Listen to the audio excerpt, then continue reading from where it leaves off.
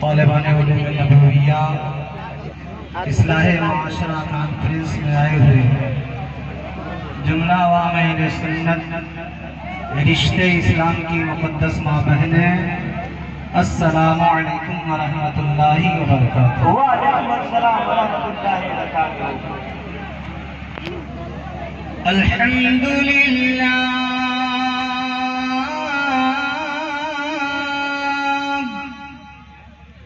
अल्हम्दुलिल्लाहि रब्बिल आलमीन वल आक़िबतु लिल मुत्तक़ीन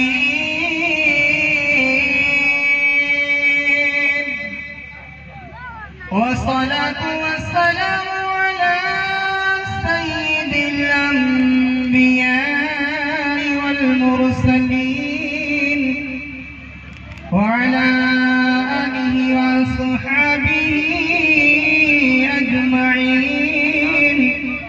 अम्मा बअद फअऊज़ु बिल्लाहि मिनश शैतानिर रजीम। बिस्मिल्लाहिर रहमानिर रहीम। लक़द काना लकुम फी रसूलिल्लाहि उस्वतुन हसनह।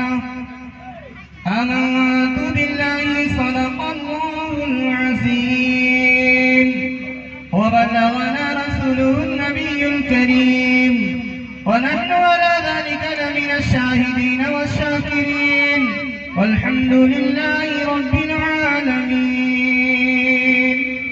कि मोहम्मद से वफा तूने तो हम तेरे हैं, कि मोहम्मद से वफा तूने तो हम तेरे हैं। ये जहाँ चीज है क्या लौहो कलम तेरे हैं। सुभान अल्लाह।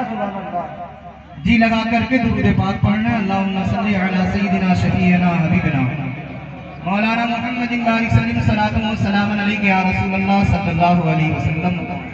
मुबारकबाद है आपके लोग, इंतजामिया कमेटी और बिरादरान वतन, ये प्यारी प्यारी महफिल सजाए हैं। बड़े बड़े उलमाए किराम और दानिशरान कौम को मदऊ की अल्लाह ताला हमारा और आपका सबका हाजिर होना कबूल मकबूल फरमाए। रईसुल उलमा हजरत अल्लामा शरफुद्दीन साहब की मिलत तशरीफ फरमा है। साथ ही साथ आले रसूल औलाद रसूल डॉक्टर सैयद तजम्मुल हुसैन साहब की मिलत भी तशरीफ फरमा है। और उस्ताजुल हुफाज हजरत हाफिज़ुल कारी शमसाद साहब की मिलत मदाजिलुल आली व नूरानी भी तशरीफ फरमा है। और दिगर उलमाए अहले सुन्नत वहाँ सबके चेहरों की ज़ियारत करें, बरकतें हासिल करें, रहमतें हासिल करें। एक हदीस पाक में है, जिस हदीस को इमाम गज़ाली रहमतुल्लाह अलैह ने अपनी किताब मिनहाजुल आबिदीन सफ़ा नंबर 1 पर की हदीस को नकल किया है। क़ाला नबी सल्लल्लाहु तआला अलैहि वसल्लम नज़रतुन इलल आलिमी इबादतुन मिन सियाम सनतिन मिन क़ियामिहा व सियामिहा। मेरे आका सल्लल्लाहु अलैहि वसल्लम फरमाते हैं कि उलमा के चेहरे को देखना, नज़रतुन इलल आलिम, आलिम को देखना, आलिम को देखना, अहब्बा इलैहि, आका फरमाते हैं एक आलिम को देखना मेरे नज़दीक अहब्बा इलैया, मेरे नज़दीक ज़्यादा महबूब है मिन सियाम सनतिन व क़ियामिहा। आका फरमाते हैं कि 1 साल रोजा रखने, 1 साल नफिल नमाज पढ़ने से बेहतर है उलमा का चेहरा देखना। सुभान अल्लाह सुभान अल्लाह। उलमा का ये मकाम है। ये और बात है कि आज के दौर में उलमाए किराम के मकाम को मजरूह कर रहे हैं। जो उलमा पैदाइश से लेकर मौत और मौत के बाद भी काम आते हैं, उन्हीं उलमा की जगह जगह बुराई भी की जाती है। अल्लाह ताला सबको अक्ल फहमे सलीम, अक्ल सलीम अता फरमाए।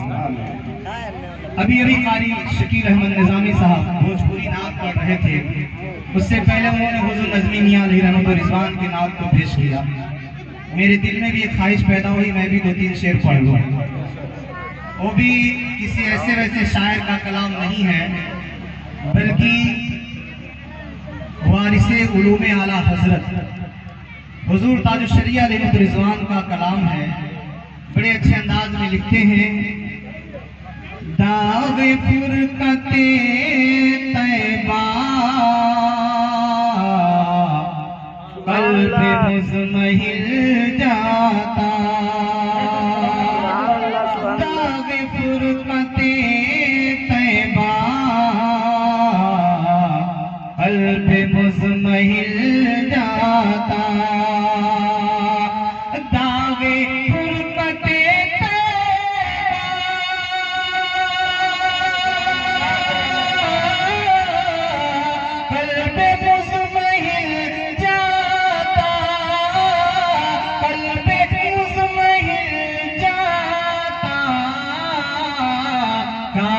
गुंबदे खजरा, काश गुंबदे खजरा देखने को मिल जाता, खजरा देखने को मिल जाता। लिखते हैं मेरा दम, मेरा दम निकल जाता उनके आस्ताने पे, मेरा दम निकल जाता उनके आस्ताने पे, उनके आस्ताने पे, उनके आस्ताने की खाक में मैं मिल जाता, उनके आस्ताने की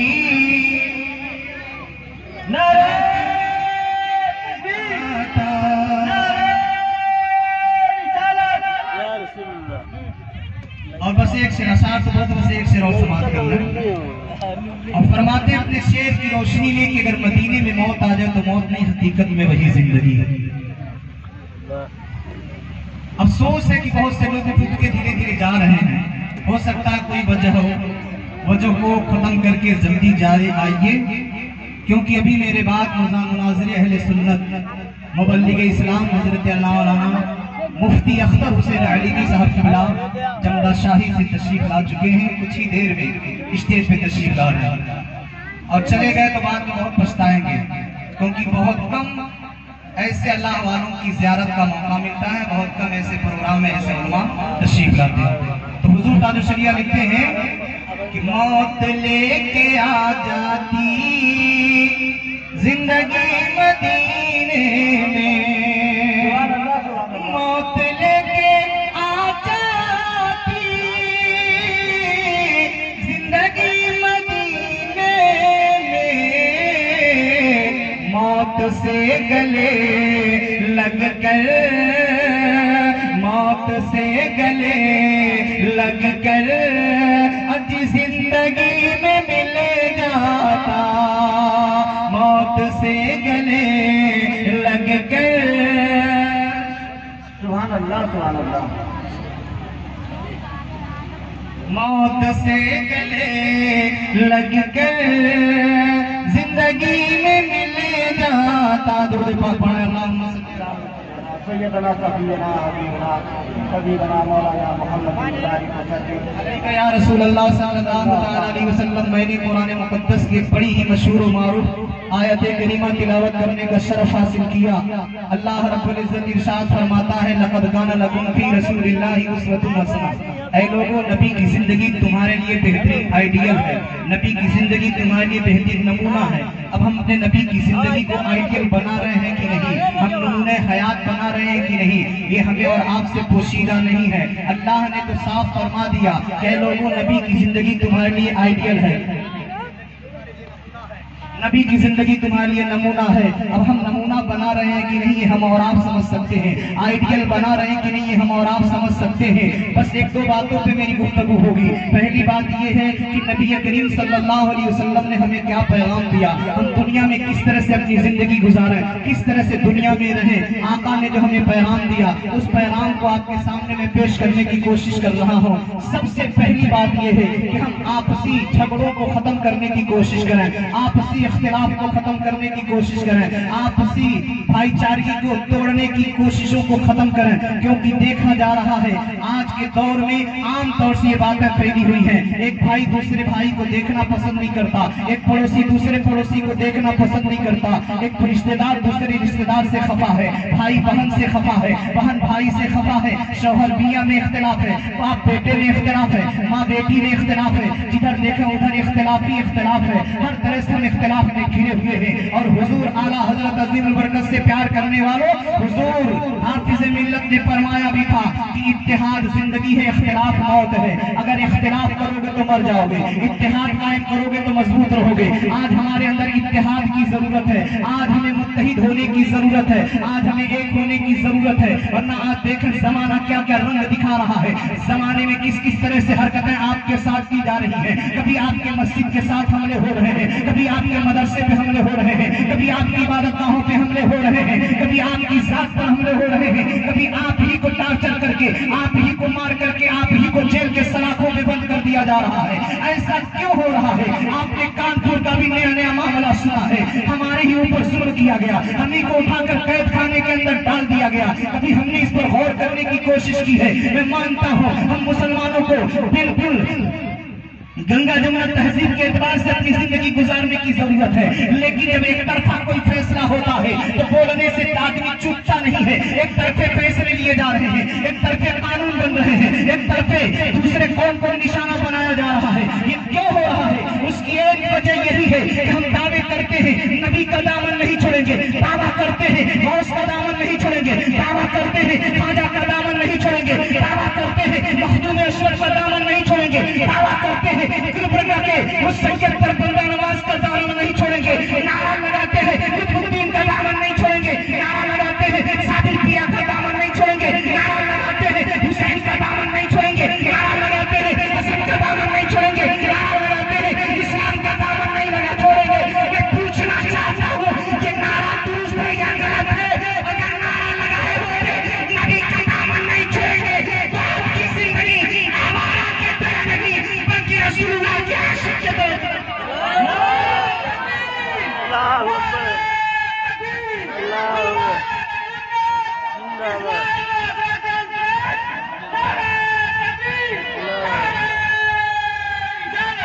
हम तो उस पैगंबर के मानने वाले हैं, हम उस रसूल के मानने वाले हैं जो रसूल अपने गुलामों को पैगाम देता हुआ नजर आता है, अपने गुलामों को पाठ पढ़ाता हुआ नजर आता है।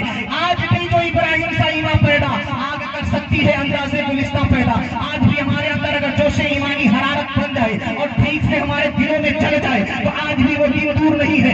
आज भी इस्लाम पे गाली देने वाले इस्लाम को अपनाने की कोशिश करेंगे, इस्लाम पे उंगली उठाने वाले इस्लाम को अपनाने की कोशिश करेंगे। उठा करके देखिए तारीख, वही हमारा पैगंबर है, सहाबा का मजमा लगा हुआ है, उस बीच मजमे में हमारा और आपका पैगंबर एक तकरीर फरमाता है। क्या तकरीर फरमाता है? सहाबा की निगाहें झुकी हुई हैं, बिल्कुल साकिन और साकिन बैठे हुए हैं। मुस्तफा जाने रहमत सल्लल्लाहु अलैहि वसल्लम पैगाम हक सदाकत सुनाते हैं और बेहतरीन अंदाज में बताते हैं, ऐ मेरे गुलामों सुन लो, अगर तुम्हारे के किसी घर में अगर चिड़िया अपना घोंसला लगा ले, और से सुनिएगा, अगर तुम्हारे घर में चिड़िया अपना घोंसला बना ले, अगर तुम्हारे घर में चिड़िया अपना घर बना ले और उस घर के अंदर वो कूड़ा करकट भी डालती हो, वो कूड़ा आपके बिस्तर पे भी गिरता हो, यहाँ तक कि आपके बेडरूम में बेड के ऊपर चिड़िया अपना घोंसला बना ले, घोंसला बना ले, घोंसला बना ले और उसमें वो गंदगी भी गिराती हो, उसमें पीठ भी निकलती हो, वो सारी चीजें उसमें हो, वो सारी चीजें आती भी हो, वो सारी चीजें गिरती भी हो। आपके पैगंबर फरमाते हैं जब वो चीजें गिरे तो सुन लो मुसलमानों, और उसमें चिड़िया ने अंडा दे दिया हो, अंडे से बच्चे बाहर आ गए हो और उसकी गंदगी जमीन पे गिर रही हो, उसके सर्राफ जमीन पे नहीं बल्कि आपके बिस्तर पे गिर रहे हो, आपकी चादर पे गिर रहे हो, तो आपके पैगंबर फरमाते हैं उस चिड़िया के घोंसला को न उजाड़ना, उस चिड़िया के घोंसले को, उस चिड़िया के घोंसला हो तब नारा लगाइए, वैसे नारे की कोई जरूरत नहीं है। बस मेरी बातों पे गौर करने की शकील अख्तर निजामी क्या बोल रहा है। पैगंबर फरमाते हो चिड़िए के घोंसले को न उजाड़ना, पैगंबर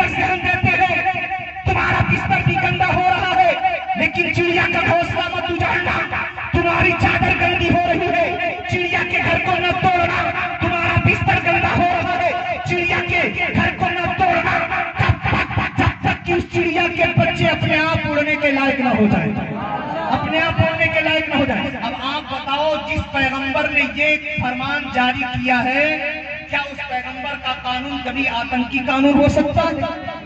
क्या उस पैगंबर का कानून कभी बर्बरियत का कानून हो सकता है? क्या उस पैगंबर का कानून कभी लड़ाई झगड़े का कानून हो सकता है? लेकिन नहीं, इस्लाम में बहुत सी जंगें भी हुई है, जबरदस्त जंगें हुई है, भयानक भयानक जंगें हुई है। अब कोई आदमी किताब पढ़ा, पढ़ करके कह दिया, ये देखो कुरान में लिखा है फक्तुलू हिस्सु वजदुहु, जहां पाओ उन्हें कत्ल कर डालो। किसको कत्ल करना है? एक हमारे हिंदू भाई हमसे मिले, कहे मौलाना शकील साहब देखिए, आपके धार्मिक पुस्तक कुरान पाक में लिखा हुआ है कि फक्तुलूहु हिस्सु वजदुहु, तुम काफिरों को जहां पाओ वहां कत्ल कर दो, तुम मुशरिकों को जहां पाओ वहां कत्ल कर दो। हमने कहा इससे आपने क्या समझा? कहा इससे तो मैं ये समझता हूँ कि आपका धर्म, मैं हिंदू हूँ, मुझे काटने का पैगाम देता है, मैं हिंदू हूँ, मुझे कत्ल करने का पैगाम देता है। हमने कहा कुरान आपने पढ़ लिया, सुन भी लिया, लेकिन बताओ कुरान में क्या हिंदू शब्द आया है? क्या कुरान में हिंदू लफ्ज आया है कि हिंदू को जहां पाओ वहां कत्ल कर दो, ईसाई को जहां पाओ वहां कत्ल कर दो, मजूसी को जहां पाओ वहां कत्ल कर दो, फारसी को जहां पाओ वहां कत्ल कर दो? क्या इस तरह से कुरान में लिखा है? उसने कहा नहीं। मैंने कहा पढ़े क्या? कहा उसमें लिखा है कि उनको जहां पाओ कत्ल कर दो। उनसे कौन मुराद है? किनको कत्ल करने का हुक्म दिया गया है? तो कहा मुझे नहीं मालूम। हमने कहा मुझसे सुनो, अब आप बताओ, आप बताओ। मैंने कहा अपने हिंदू भाई से आप बताओ, अगर कोई आपको तलवार लेकर के दौड़ाने लगे तो आप सब झुका लेंगे? आपको तलवार लेकर कोई दौड़ाए तो क्या आप सब झुका लेंगे, गर्दन कटा लेंगे? हमारे हिंदू भाई ने कहा नहीं, मैं गर्दन नहीं कटाऊंगा। हमने कहा फिर क्या करेंगे? कहा मैं भी तलवार लेकर मुकाबले में खड़ा हो जाऊंगा, मैं भी तलवार लेकर मुकाबले में खड़ा हो जाऊंगा। तो मैंने अपने हिंदू भाई से कहा कुरान में जहां कत्ल करने का हुक्म है, नाजायज नहीं। मक्के में जब मुसलमान रहने लगे तो उनको जीना दोभर कर दिया गया, मक्का छोड़ना पड़ा, मदीना आ गए। मदीने में रहने लगे तो मक्के से लश्कर लेकर गया मदीने में, मुसलमानों को काटने के लिए, मुसलमानों को तहबादा करने के लिए। अब आप ही बताओ, जब मुसलमान को जगह जगह दौड़ाया गया, कब तक मुसलमान खामोश रहेगा? कब तक मुसलमान खामोश रहेगा? ये तो आपकी धर्म भी बताती है। कहा कैसे? हमने कहा किसी जमाना में आपकी धार्मिक माँ, जिनको आप सीता जी कहते हैं, सीता जी कहते हैं, कहा सीता जी। हमने कहा सीता जी के साथ कुछ हुआ था? बोले हाँ। हमने कहा क्या? कहा रावण उठाकर लंका लेकर भाग गया था। हमने कहा लंका लेकर गया तो आई कैसे? कहे हनुमान जी बचाने गए थे। हमने कहा बचाया तो कैसे बचाया? बोले हनुमान जी गए और लंका में अपने पोछ में आग लगाकर आग लगा दी थी, लंका को जला दिया था। मैंने कहा एक स्त्री के लिए लंका को क्यों जलाया गया? एक औरत के लिए लंका को क्यों जलाया गया? क्या ये गलत नहीं? तो हिंदू भाई ने कहा नहीं, हमारी माँ को उठाकर ले जाएगा तो उसको जरूर चलना है, उसे मारना है। मैंने कहा अगर एक औरत की इज्जत की बात आ जाए तो लंका जला दिया जाता है। मेरा मतलब कहता है, बेटी किसी की हो, बहन किसी की हो, औरत किसी की हो, बच्चे किसी की हो, अगर उन पर जुल्म हो रहा है तो तलवार उठाने का काम इस्लाम बताता है। इस्लाम बताता है किसी पे जुल्म होगा तो जवाब इस्लाम जरूर देगा। किसी को नाजायज सताया जाएगा तो इस्लाम जरूर उसके बारे में बोलेगा। तो इस्लाम में जो पैगंबर इस्लाम ने, हमारे खुदा ने जो तलवार उठाने का हुक्म दिया है, वो सिर्फ इसीलिए जब जुल्म हो तो तुम भी मुकाबला करो। ये हमें और आपको समझने की जरूरत, हमारे हिंदू भाइयों को भी समझने की जरूरत है। कुछ लोग कुर्सी के लिए मारते हैं, आपस में लड़ा देते हैं कि कुर्सी वालों को लात मार कर उनकी कुर्सी तोड़ देनी चाहिए। ऐसे कुर्सी वालों को जूता चप्पल की बरसात करके भगा देना चाहिए। तेरी हमदर्दी की जरूरत नहीं है। हिंदू मुसलमान में लड़ाकर राजनीति करना चाहता है, हिंदू मुसलमान के खून से होलियां खेलकर अपनी कुर्सी उन लाशों के ऊपर रखना चाहता है। और हम जैसे बेवकूफ लोग हैं, कैसे जाहिलों की बातों में आकर हम आपस में लड़ने लगते हैं। वरना यही हिंदुस्तान की सरजमीन है, तारीख है। लेकिन अफसोस हमारे नौजवानों को गाना सुनने से फुर्सत नहीं है, तो तारीख कहां से पढ़े? फिल्म देखने से फुर्सत की नहीं, तारीख कहां से पढ़े? हमारी माँ बहनें जहां 10 बैठ गई तो फलानिया के घर में कहा है, फलानवा घर में कहा है, होकर बिटियुआ का कर दिया तो होकर बिटुआ, यही तो रहा ना। आज हमारी माँ बहनें गोद में बच्चा है, फिल्म देख रही है, गोद में बच्चा है, गाना सुन रही है। मैं आपसे पूछना चाहता हूँ, जब एक माँ अपने गोद में लेकर बच्चे को गाना सुनाएगी तो उसका बच्चा आलिम दीन या हाफिज कुरान नहीं बल्कि वक्त का नचनिया जरूर बन जाएगा। और यही हो रहा है।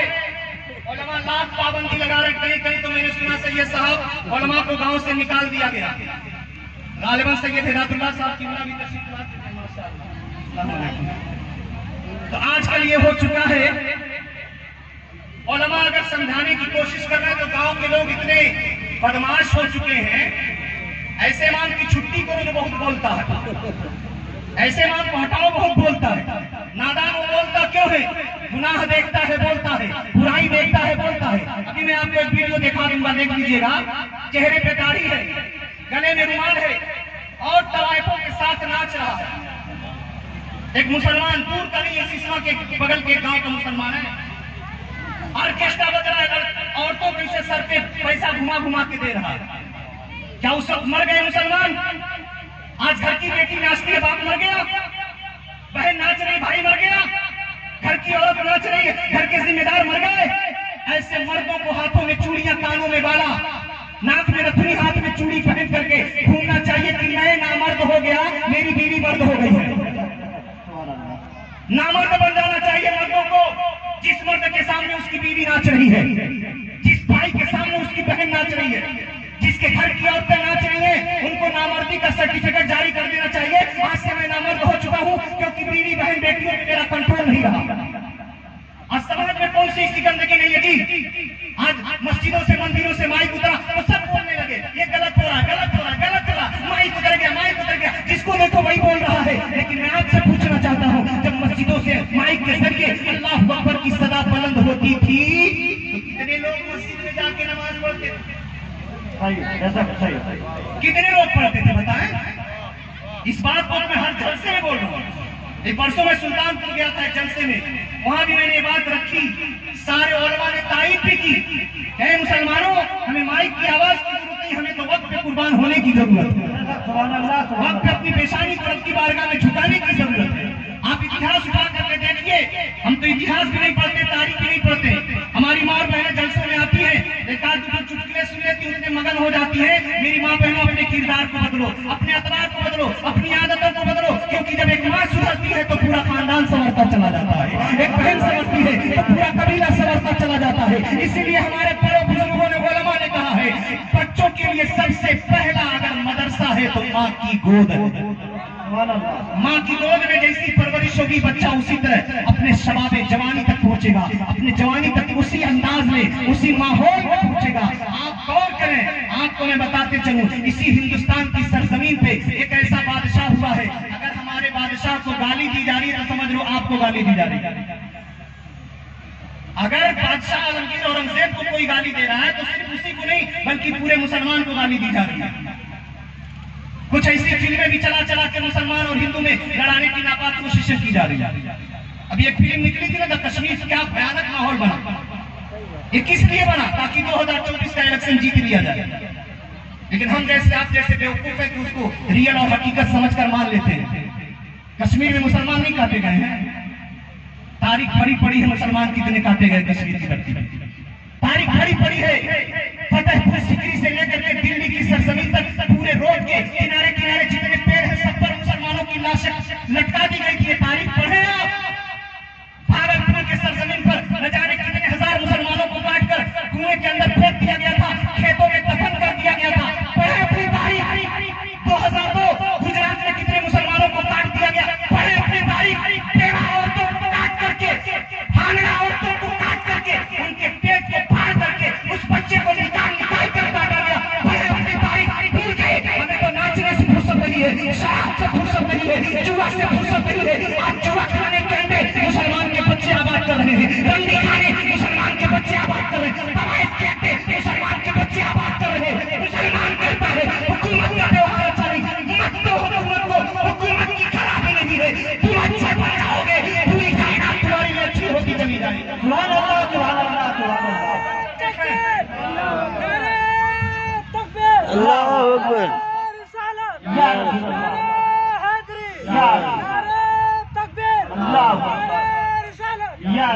हम पहले खुद को अच्छा बनाए। एक जमाना था 313 थे तो लरसता था जमाना। किस बुनियाद पे लरसता था? शराबी थे, जुआरी थे, बेनमाजी थे, तलमुंडे थे? नहीं, 313 थे। हर एक एक रग रग में मुस्तफा जाने रहमत की मोहब्बत बची हुई थी। मोहब्बत का रंग देखना चाहते हैं, मोहब्बत का रंग देखिए, नारा लगा लेना आसान है। मोहब्बत का रंग देखना है तो साहबे किराम की जिंदगी को देखो। क्या मोहब्बत की है साहबे किराम ने? जंग ओहद है, जंग ओहद में एक सहाबी है जिनका नाम हजरत ज़ैद बिन सकन है। हजरत ज़ैद बिन सकन है, लड़ते लड़ते जख्मों से इतने चूर हो चुके कि पेट के बल आप जमीन पे गिर गए। हाथ जवाब दे चुके हैं, पैर जवाब दे चुके हैं, बदन में ताकत नहीं रही, क्योंकि बदन का कोई ऐसा हिस्सा नहीं जहां पे ज़रब न लगाओ, जहां पे चोट न लगी, जहां पे काट का असर न हो। जख्मों से चूर होकर के पेट के बल जमीन पे गिरा है वो नबी का दीवाना, और सर उठा करके आंखें घुमा घुमा के कुछ तलाश रहा है, आंखें घुमा घुमा के कुछ तलाश रहा है। एक सहाबी दौड़े दौड़े गए, कहा ज़ैद इस हालत में किसको तलाश रहे हो, किसकी जुस्तजू में हो, किसकी याद में हो, किसकी मोहब्बत में खोए हुए हो? तुम्हें जान की फिक्र नहीं? कहा नहीं। अपने बदन की फिक्र नहीं? कहा नहीं। तुम्हारी रूह निकलने वाली कोई बात नहीं? कहा लेकिन तलाश किसे रहे हो?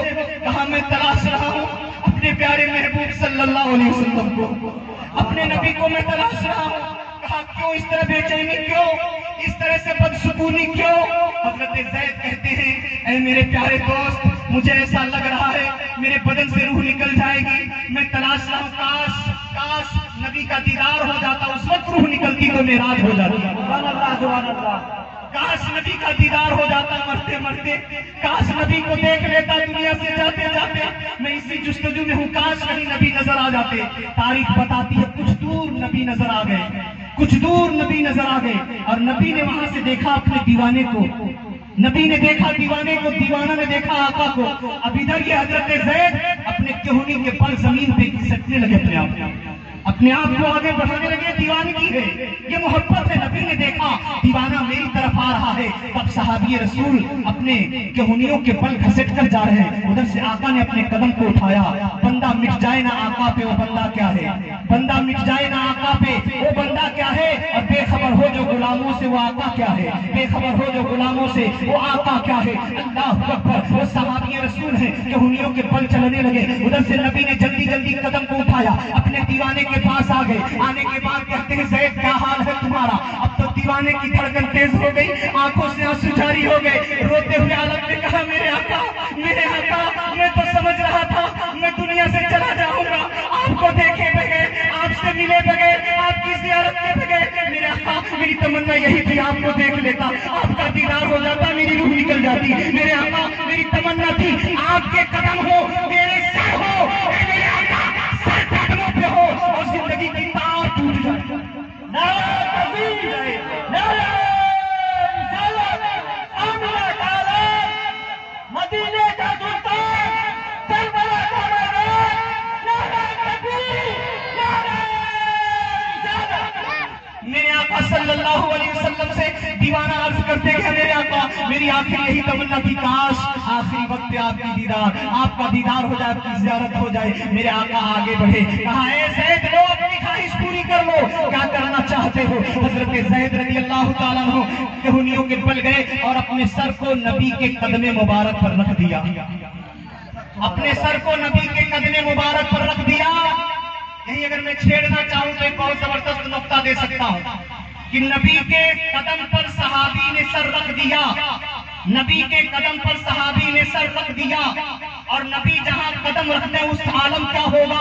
कुरान कह रहा है, कुरान कह रहा है, वत्तीनी वज़्ज़ैतून वतूर सीनीन वहादल बलदिल अमीन। नबी ने मक्के में सर रखा, नबी ने मक्के में कदम रखा, तो मक्के की सरजमीन बलदे अमीन हो गई है, बलदे अमीन हो गई है। बलदे अमीन, वो जमीन बलदे अमीन है, वो शहर बलदे अमीन है। किसने कदम रखा? मुस्तफा ने कदम रखा तो शहर बलदे अमीन बन जाए। नबी कदम रख दे तो शहर बलदे अमीन बन जाए, नबी सर रखे तो शहर बलदे अमीन बन जाए। और कुरान में अल्लाह फरमा भी रहा है, ला उक़सिमु बिहादल बलद, कि नबी जहां कदम रखते अल्लाह उस जमीन की कसम खाए। तो जब नबी के कदम जमीन पे लग जाए तो जमीन का मुकद्दर जाग जाए, तो जिस सहाबी का सर नबी के कदम के ऊपर हो जाए, सुभान अल्लाह, सुभान अल्लाह, जिस सहाबी का सर नबी के कदम के ऊपर हो जाए तो फिर उस सर का आलम क्या होगा? सहाबी रसूल ने अपना सर जैसे नबी के कदम पे रखा है, रखते ही बदन से रूह निकल गई, रूह निकल गई।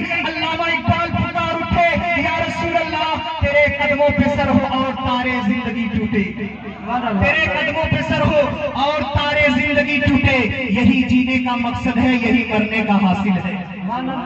इबादत नाम है तेरी गली में आने जाने का, या रसूल अल्लाह इबादत नाम है तेरी गली में आने जाने का, तसव्वुर में तेरे रहना इबादत इसको कहते हैं। मैं बताने जा रहा था, इसी हिंदुस्तान की सरजमीन पर एक ऐसा बादशाह है जिसे पूरी दुनिया हजरत आलमगीर औरंगजेब के नाम से जानती है। हजरत आलमगीर औरंगजेब रहमतुल्लाह अलैह ने जो इंसाफ किया, आज तक कोई ऐसा माई का लाल नहीं है जो आलमगीर औरंगजेब जैसा इंसाफ करके दिखा दे। अपने आप में कहने वाले बहुत हुए, लेकिन उस जैसा बादशाह आज तक नहीं हुआ, उस जैसा कोई मंत्री आज तक नहीं हुआ, उस जैसा कोई प्रधानमंत्री आज तक नहीं हुआ जो इंसाफ का तराजू लेकर के मुकाबले में चाहे कहीं भी जो फैसला आलमगीर औरंगजेब रहमतुल्लाह अलैह ने किया। आप देखें, जब जवाहरलाल नेहरू जी पहुंचे थे चीन की सरजमीन पर, चीन की सरजमीन पर पहुंचे जवाहरलाल नेहरू, और एक पर्वत की मांग की थी, एक पर्वत की, एक पहाड़ की मांग की थी। आलमगीर औरंगजेब रहमतुल्लाह अलैह की बात अभी मैं बता रहा हूँ। पंडित जवाहरलाल नेहरू जब पहुंचे चीन के सदर के पास, कहा सदर जी एक जमीन हमारी है जिससे हमारी आस्था जुड़ी हुई है, हमारी आस्था जुड़ी हुई है, उस जमीन को, उस पर्वत को हमें दे दो। कहा है पंडित भूल गए 1680 को, क्या कहा भूल गए 1680 को, 1680 ईस्वी भूल गए। कहा कहना क्या चाहते हो? कहा यही पत्थर है, यही पर्वत है, यही पहाड़ी है। एक जमाना ऐसा था जब 1680 में आलमगीर औरंगजेब आया था, हमला किया था, चीन के ऊपर हमला किया था। वो हमला क्यों किया था? मस्जिद बनवाने के लिए नहीं, दरगाह बनवाने के लिए नहीं, खानकाह बनवाने के लिए नहीं, अगर चीन पर हमला किया था तो उस पर्वत को हासिल करने के लिए किया था, उस पर्वत को हासिल करने के लिए किया था। क्यों? कौन सा पर्वत है जिस पर्वत को आज कैलाश पर्वत कहा जाता है? कैलाश पर्वत से हमारे हिंदू भाइयों की आस्था जुड़ी हुई है, हमारे हिंदू भाई की कुछ पूजा पाठ की रस्में हैं, वो आस्था से जुड़ी हुई है, उनके अकीदे से जुड़ी हुई है, कुछ यादें हैं। आलमगीर औरंगजेब ने चीन के राजा से कहा था या तो बगैर लड़े दे दे या लड़कर हम अपने हिंदू भाइयों के लिए आस्था बचाकर उन्हें दे दें। कहाँ भूल गए? तारीख अपनी पढ़ो यारो, तारीख पढ़ो।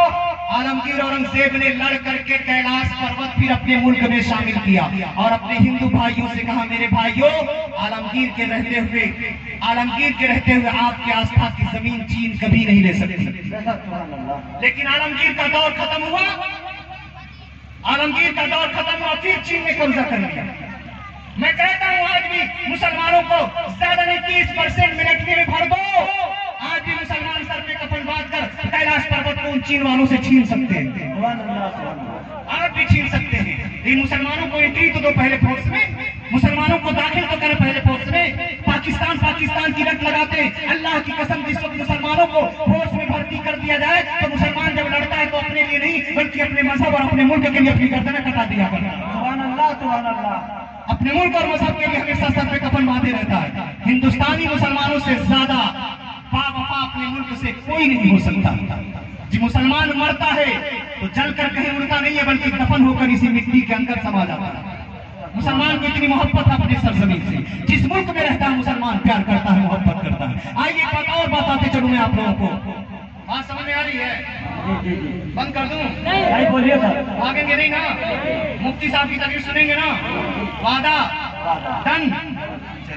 दुरूद पाक पढ़ना।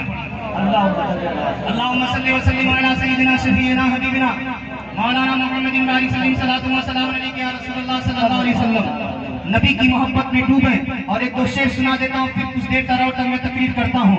एक शायर बड़े अच्छे अंदाज में लिखते हैं, उम्मत पे लाज बचाई है हमारे नबी, उम्मत पे लाज बचाई है हमारे नबी, उम्मत पे लाज बचाई है हमारे नबी, रूठे रब काम नहीं है हमारे नबी, नहीं है हमारे नबी। हश्र के दिन जब गर्मी सतई है, हश्र के दिन जब गर्मी सतई है, नूरी चादर ओढ़ी है हमारे नबी, नूरी चादर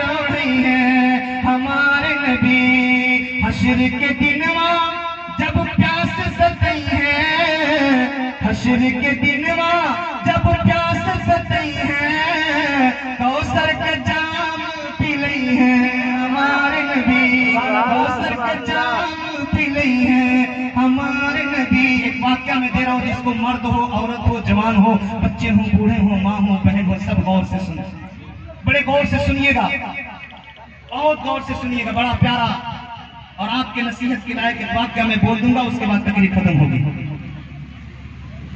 इस वाक्य को किसी ऐसे वैसे आलिम ने नहीं, बल्कि बहुत बड़े आलिम दीन, किताबों में जिनका नाम अल्लामा इब्न जोजी के नाम से लिया जाता है। अल्लामा इब्न जोजी रहमतुल्लाह अलैह अपनी किताब उलूमुल हिकायात के अंदर इस वाक्य को लिखा है। आप लोग भी प्ले स्टोर में जाकर वो किताब लोड करना है, प्ले स्टोर में जाए, लिखें उलूमुल हिकायात, वो किताब आ जाएगी, उसको लोड करके पढ़ते हैं, बड़ी अच्छी किताब है। उलूमुल हिकायात में अल्लामा इब्न जोजी ने लिखा है, एक ताबई है जिनका नाम हजरत वहाब इब्न मुनब्बाह, हजरत वहाब इब्न मुनब्बाह रहमतुल्लाह अलैह है। उनकी बारगाह में कुछ गरीब किस्म के, मिस्कीन किस्म के, कमजोर किस्म के लोग आए और कहा, हुजूर हम बड़े परेशान हैं, हम पहाड़ों पे जिंदगी गुजारते हैं, जंगलों में जिंदगी गुजारते हैं, बड़े बड़े पहाड़ काट काट के उसमें अपना आशियाना बनाते हैं, हमारी जिंदगी अजीब है, अगर हम मेहनत न करें तो खाए बिना मर जाए, अगर मजदूरी न करें तो खाए बिना मर जाए। हुजूर क्या हम जितनी मुसीबत हमारे ऊपर पड़ी है, क्या ऐसी मुसीबत पहले भी किसी पे पड़ी है, क्या पहले भी किसी पे पड़ी है? हजरत वहाब इब्न मुनब्बाह फरमाते हैं, लोगों घबराओ नहीं, परेशान मत हो, तुम पर जो मुसीबत आ रही है या आती है या चली जाती है, या इस वक्त जो मुसीबत है, हमारे असलाफ में ऐसे ऐसे लोग गुजरे हैं कि उनकी मुसीबतों के सामने तुम्हारी मुसीबतें बिल्कुल धुआं है, कुछ नहीं, कुछ नहीं, जो मुसीबत तुम्हारे ऊपर आई है। और इस वक्त अगर हम कहें हम मुसीबत में हैं तो गलत है, गलत है। मुसीबत तो वो हमारे असलाफ ने झेला है, हमारे असलाफ ने सब बर्दाश्त कर लिया है, हम मुसीबत में नहीं है। हम मुसीबत में अगर है तो अपने काले करतूत की वजह से मुसीबत में, अगर हम परेशानी में हैं तो अपने गंदे किरदार की वजह से परेशानी में है। परेशानी कहीं से नहीं है, परेशानी हमारे खुद अपनी जात से हमारी परेशानी है, अपने घर से हमारी परेशानी है।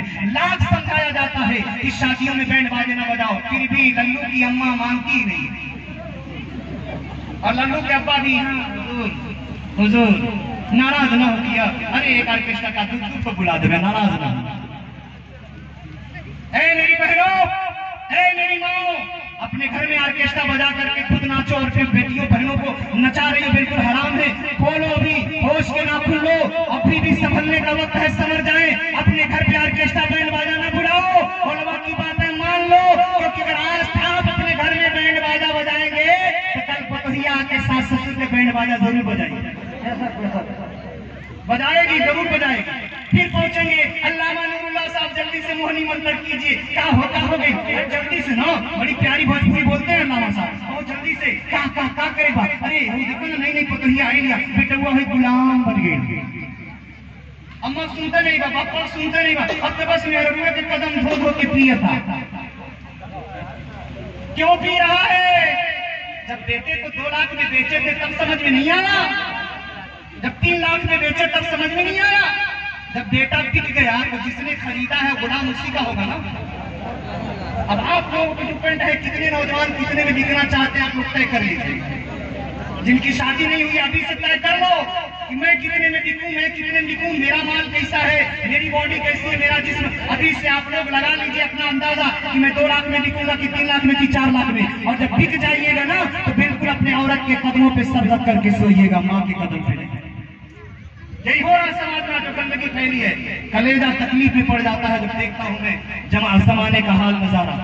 तो वहां इब्न मुनब्बाह कहते हैं हमसे भयानक भयानक मुसीबत आई है पहले के लोगों पर। अल्लाह अकबर, देखें कैसी मुसीबत है, किस तरह की मुसीबत है, अल्लाह अकबर। वहां इब्न मुनब्बाह फरमाते हैं कि बनी इस्राइल में एक जमाना ऐसा गुजरा, एक ऐसा जालिम बादशाह पैदा हुआ था, जितने लोग उस वक्त हजरत मूसा अलैहिस्सलाम के दीन पर थे, सबको पकड़ता था और कहता था कि सब लोग खिंजीर का गोश्त खाओ वरना तुम्हें काट दिया जाएगा, खिंजीर का गोश्त खाओ वरना काट दिया जाएगा। जितने मुसलमान थे इनकार करते नहीं, हम नहीं खाएंगे, बादशाह उन्हें कतरा देता। ये तारीख भरी पड़ी है यार, तारीख भरी पड़ी है। मुसलमानों में किसी पे जुल्म नहीं किया, बल्कि जुल्म अगर किया गया है तो मुसलमानों पे जुल्म किया गया है। मारा गया तो मुसलमानों को मारा गया, भगाया गया तो मुसलमानों को भगाया गया, काटा गया तो मुसलमानों को काटा गया है। ये अलग बात है, लोग अनाप शनाप कुछ देते हैं, अंग्रेजों की कुछ बातें पेश कर देते हैं, ये सब गलत बात है। आप ध्यान से सुने। अब उस बादशाह ने क्या किया, जितने मुसलमान आते अगर खिंजीर का गोश्त खा लेता तब तो छोड़ देता, नहीं खाते तो कत्ल करवा देता, नहीं खाते तो सारे लोगों को कत्ल करवा दिया। एक ऐसी औरत थी जिसका नाम था सारा, एक औरत थी जिसका नाम था सारा, और उस सारा के 7 बेटे थे, 7। कई बेटे जवान थे, कई बेटे छोटे थे, और एक बेटा दूध पीता बच्चा था। 7 बेटे थे, 7 बेटे सारा के। हजरत वहाब इब्न मुनब्बा कहते हैं 7 बेटे उसके थे। मेरी माओ बहनों गौर से सुनना, वो कैसी खातून थी, वो कैसी माँ थी, वो कैसी इस्लामी शहजादी थी, वो कैसी औरत थी जो नजरों के सामने मौत देख रही है, अपनी भी, बेटों की, सारे लोगों की मौत देख रही है, लेकिन इस्लाम पे किस तरह कायम है। बादशाह ने बुलाया, कहे सारा इधर आ। सारा गई है। बादशाह ने कहा सारा, तेरे 7 बेटे, तू गोश्त खा ले, तू गोश्त थोड़ा सा खा ले, वरना तेरे सामने तेरे 7 बेटों को मैं कत्ल कर दूंगा। हजरत सारा ने कहा, ए जालिम बादशाह तू क्या चाहता है, मैं गर्दन तो कटा चुकी हूँ, लेकिन अल्लाह ने जिसे हराम किया मैं उसे नहीं खा सकता। गर्दन तो कटा दूंगी, बच्चों की बलिदान दे दूंगी, बच्चों की गर्दन कटा दूंगी, लेकिन परवरदिगार ने जो हराम कर दिया है कतई उसे अपने मुंह के अंदर नहीं ले जाऊंगा। और आज तो हमारा नौजवान धड़ल्ले से दुकान पे शराब पी रहा है। एक वो कैसी खातून थी, कई गर्दन तो कट जाएगी लेकिन हराम नहीं करूंगी। यहाँ तो ऐसे ऐसे लोग हैं जनाब, बाप बेचारा सऊदीया में धक्के खा रहा और यहाँ बेटा मजे ले रहा है शराब की दुकान पे। बाप बेचारा फॉरेन में जाकर इधर उधर जाकर नौकरियां कर रहा है, और बेटी बिल्कुल आंवला पागल की तरह घूमती हुई नजर आ रही है। बेचारा शौहर इस मेहनत से सऊदीया ज्यादा कमाता है, और उनकी मैडम है कि 1 हाथ का पर्स, 2 हाथ का मोबाइल कान में लटका के खूब इधर उधर मटर गश्ती कर रही है। जो दर्द है दिल में वही मैं बयान कर रहा हूँ। था समझ मैं तकरीर नहीं कर पाता हूँ, सिर्फ कुछ नसीहत की बातें कर लेता हूँ, और मैं चाहता हूँ कि अल्हम्दुलिल्लाह असर भी होता है, लोग मानते भी हैं, दुआएं भी देते हैं, और जहां मैं जाता हूँ अल्हम्दुलिल्लाह कुछ न कुछ असर वहां पड़ता भी है। अल्लाह ताला हम मुसलमानों को अमल करने की तौफीक अता फरमाए। तो सारा को बादशाह बुलाया और कहा, तेरे सामने तेरे 7 बेटों को मैं कत्ल कर दूंगा अगर नहीं खाई। सारा ने कहा, नहीं खाऊंगी, नहीं खाऊंगी, नहीं खाऊंगी, अल्लाह ने जिसे हराम कर दिया उसे नहीं खाऊंगी। एक माँ इसी तरह होनी चाहिए। अल्लाह। अब उसके सबसे बड़े बेटे को पकड़ा गया। पकड़ने के बाद बादशाह ने कहा, इसके हाथ बांधो, पैर बांधो। हाथ बांध दिया गया, पैर बांध दिया गया। बादशाह ने कहा, सारा देख ले, तेरे बड़ा बेटा है, तेरा सबसे बड़ा बेटा है, जवान है, अगर तू गोश्त नहीं खाती है तो मैं तेरे सामने तेरे बेटे को फांसी दे दूंगा। अल्लाह अकबर। माँ कैसी माँ थी, कलेजे पे पत्थर रख लिया माँ ने। कहा, बादशाह, बेटे की धमकी न दे, एक बेटा क्या, अगर अल्लाह कई बेटे दे दे, अल्लाह के नाम पे सबको कुर्बान करती चली जाऊंगा। सालिम बादशाह ने फौरन गले में रस्सी डलवाई, सामने खंबे में पकड़कर खिंचवा दिया, बड़े बेटे को फांसी दे दिया, बड़ा बेटा मर गया। सारा खामोश देखती रही। अब उस जालिम ने दूसरे बेटे को पकड़ा। अब दूसरा बेटा जैसे पकड़ा गया तो बेटे ने कहा, कमीने कुत्ते मर्दू शैतान, तू मेरे भाई को कत्ल कर दिया, मुझे भी कत्ल करना चाहता, लेकिन तेरा मकसद पूरा नहीं होगा। मैं कतई ये हराम चीज नहीं खाऊंगा, ये खंजीर का गोश्त नहीं खाऊंगा, न मैं खाऊंगा, न मेरी माँ खाएगी, न मेरे भाई खाएंगे, चाहे तू सारे भाइयों को कत्ल कर दे। अब उस जालिम बादशाह ने जानते हैं क्या किया, जानते हैं उस जालिम ने क्या किया?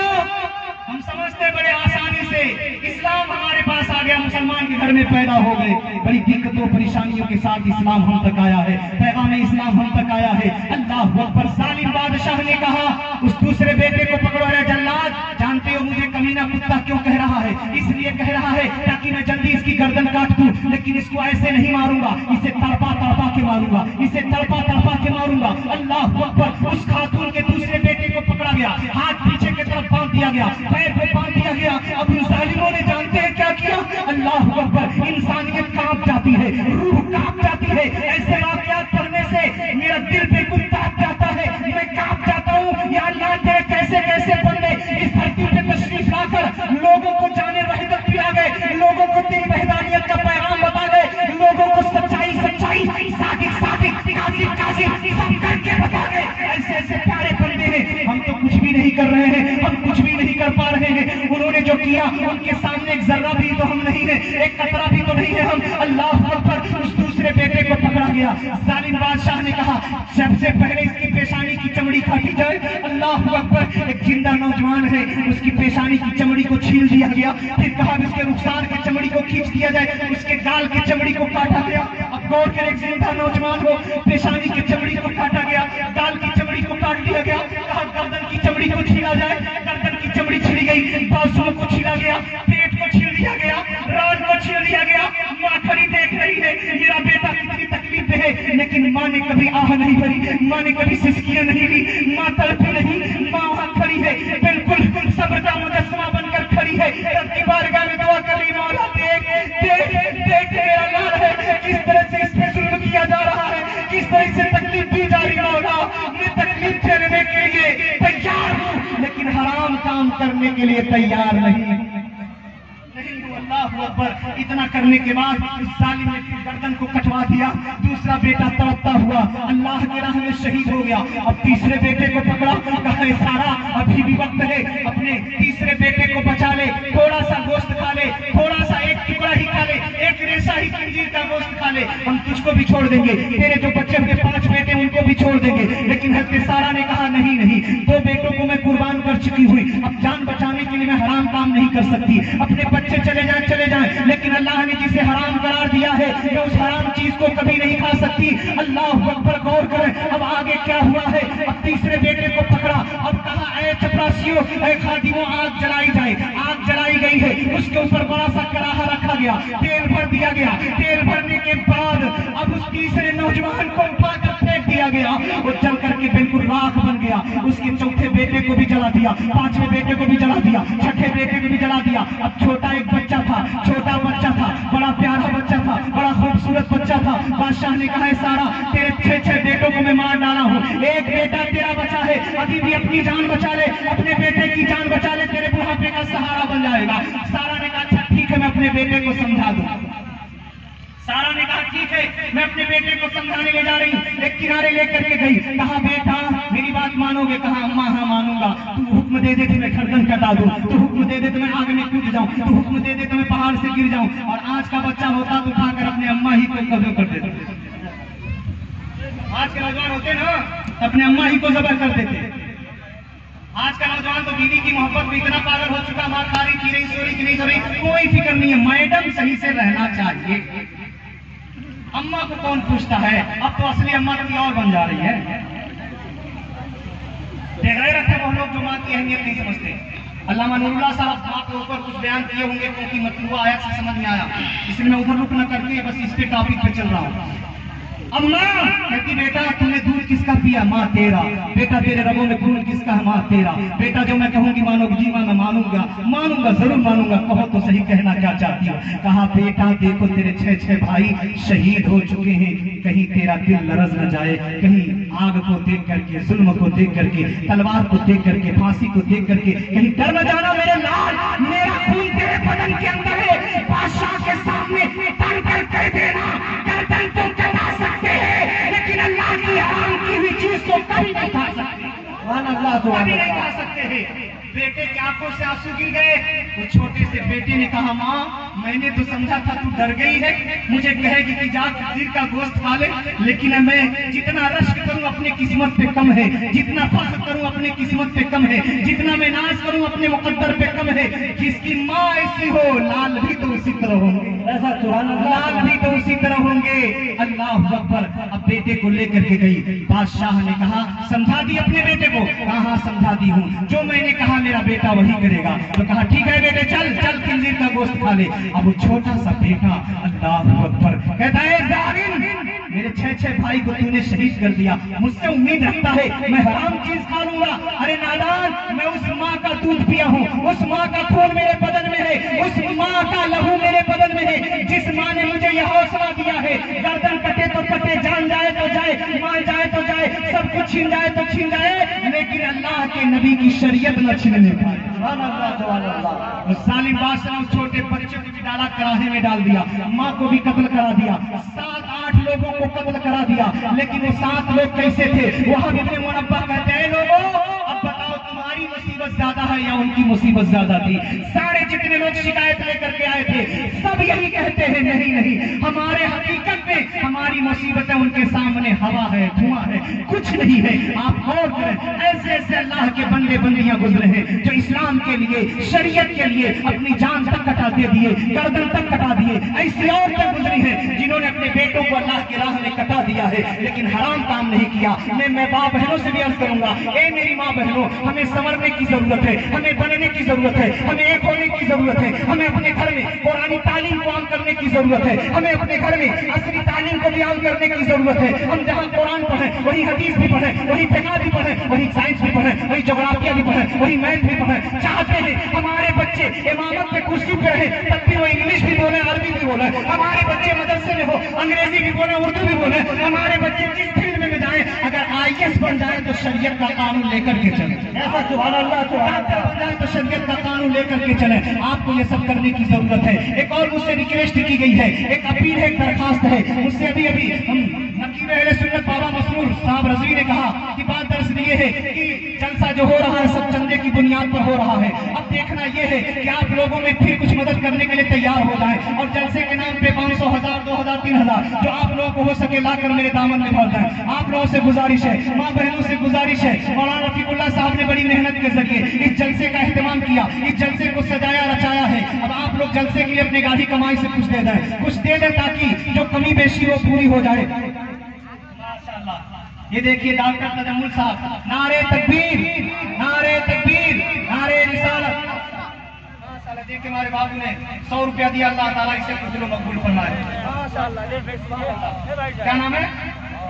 माशाल्लाह, मोहम्मद हारून साहब के तरफ से 500 रुपये उन लोगों को भेज दीजिए, माँ बानू में रुमाल लेके भेज दीजिए। माशाल्लाह, मदरसे के लिए माशाल्लाह, ये मदरसे के लिए माशाल्लाह। अब देखना आपके अंदर कि मेरी तकरीर से कितनी गर्मी आपके अंदर आई है। अब यही देखना है आप हजरात, माशाअल्लाह हमारे भाई ने 100 रुपया दिया, अल्लाह ताला इसे मकबूल फरमाए, दारेन की नेमतों से माला माल फरमाए। माशाअल्लाह, सुभान अल्लाह, सुभान अल्लाह, सुभान अल्लाह। इसी तरह आप लोग गए और चंदा लेकर के बैठ जाए। वाह वाह, सुभान अल्लाह। कुछ ही देर में नारे तकबीर, नारे तकबीर, वाह वाह वाह वाह वाह, सुभान अल्लाह। 1100 रुपये अल्लाह ताला इसे कबूल मकबूल फरमाए। नारे माशाअल्लाह, सुभान अल्लाह, सुभान अल्लाह। मैं मानता हूँ आप लोगों में असर कर गई तकरीर, माशाअल्लाह। अल्लाह ताला इसी हमारे चचा ने कई 100 रुपये लाकर दे दिए, अल्लाह ताला इसे कबूल मकबूल फरमाए और दुनिया की तमाम नेमतों से माला माल फरमाए। आपका जो पैसा यहाँ खर्च होगा इसका सवाब सुबह क़यामत तक आपको मिलता रहेगा, ये दुनिया में भी सवाब पाएंगे। सुभान अल्लाह, सुभान अल्लाह। अल्लाह ताला आप लोगों को नेमुल बदल अता फरमाए, अल्लाह को आप लोगों को जज़ाए खैर अता फरमाए। मेरी माँ बहनें, आप लोग उसमें पीछे न रहें, आप जेवर भी दे सकती हैं, गहना भी दे सकती हैं। ये बहुत बड़ा अच्छा मकाम है कि आपका पैसा मदरसा मस्जिद में लगेगा, आपका पैसा इधर उधर नहीं जाएगा। अल्लाह ताला इसे कबूल मकबूल फरमाए और दुनिया की तमाम माशाअल्लाह, सुभान अल्लाह। छोटे छोटे बच्चों के अंदर एक इस्लामी दर्द पैदा हो गया है, एक इस्लामी एहसास पैदा हो गया है।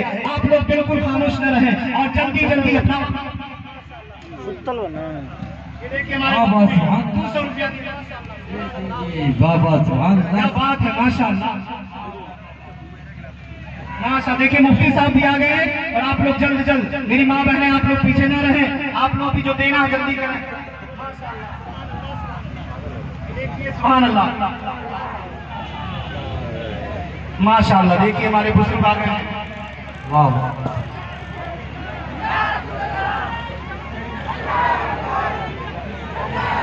वाह वाह, सुभान अल्लाह, सुभान अल्लाह। नारे तकबीर, नारे रिसालत। हजरत अल्लामा मौलाना मुफ्ती अख्तर हुसैन साहब किबला, नारे तकबीर, नारे रिसालत। बाबा, सुभान अल्लाह।